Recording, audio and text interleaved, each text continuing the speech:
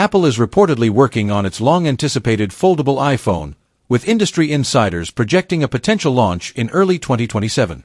This new device is expected to mark Apple's official entry into the foldable smartphone market, following years of patents, design experimentation, and market observation.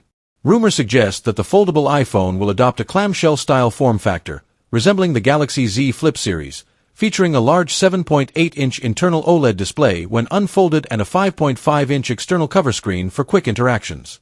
Apple is said to be focusing heavily on durability, potentially using a liquid metal alloy hinge mechanism designed to reduce wear, minimize the visible screen crease, and withstand repeated folding over time. To keep the device sleek and compact, the company may integrate Touch ID into the side power button while skipping Face ID altogether. The foldable iPhone will likely run a customized version of iOS tailored for multitasking and flexible screen usage, offering new split-screen capabilities and gesture interactions.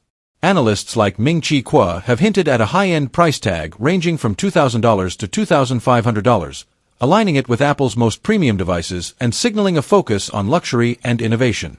Reports also suggest Apple is working closely with Samsung and LG for display technology, ensuring high-quality, durable foldable panels. While late to the foldable scene, Apple's strategy appears to prioritize polish and ecosystem integration over early adoption.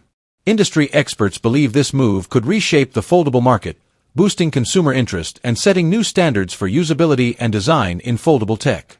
If successful, the foldable iPhone could pave the way for a new era of Apple hardware innovation, blending futuristic form factors with the brand's signature software cohesion.